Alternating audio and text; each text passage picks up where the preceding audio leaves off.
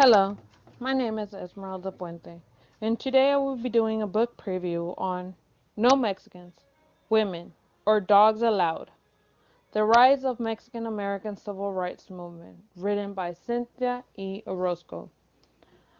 As illustrated in this book contains history, information, and contradictions of how the Mexican American Civil Rights Movement began.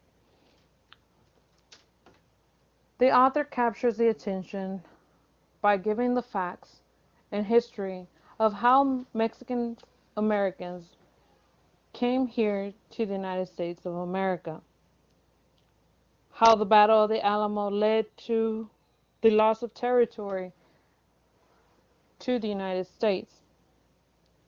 Major cities such as Corpus Christi, San Antonio, Lower Rio Grande Valley, and Alice were greatly impacted through migration.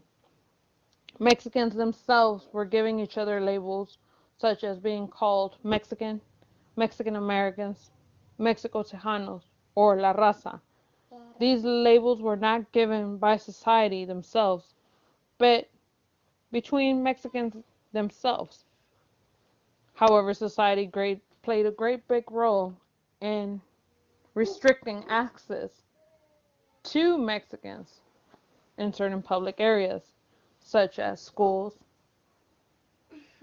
restaurants, churches, theaters, or any public area in which the Americans themselves gave a reason for Mexicans not to be there.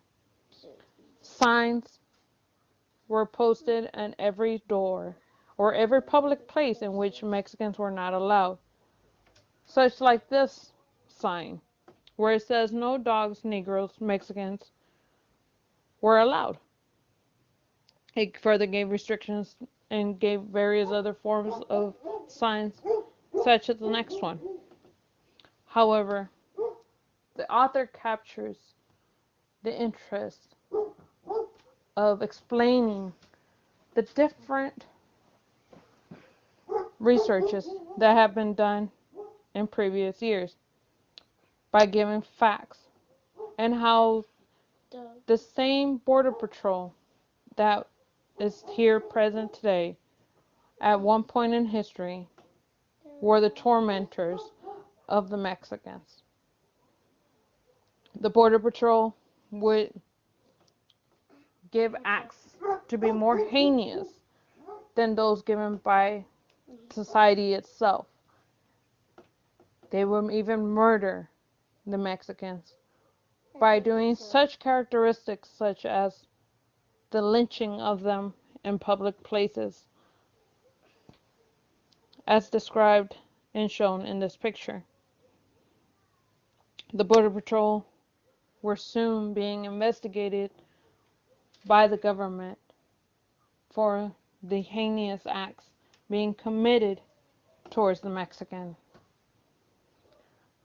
The author does very well in informing the previous researches done by society about the origin of Mexicans and Mexican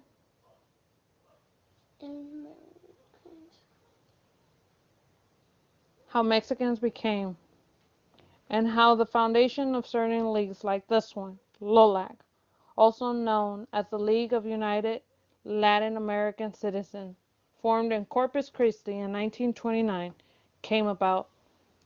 But it also came with contradictions, not just by society, but by the Mexicans themselves, either to limit who could be involved in these acts, either by gender or by the simple fact of legalization.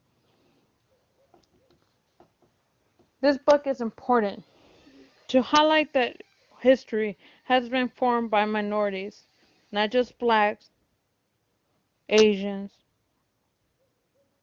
but also by Mexicans themselves. This book illustrates how today society is being formed by minorities.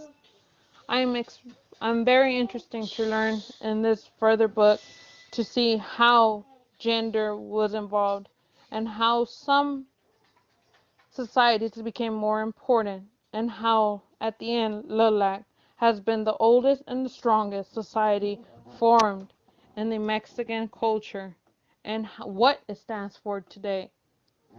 Although it did not always stand for the same, can it be changed in the present time of how it stands today? Society has to illustrate history as it is, formed and shaped by minorities. And to know the importance of every minority is the most important thing overall. To our history and to our future, we stand together as one. And now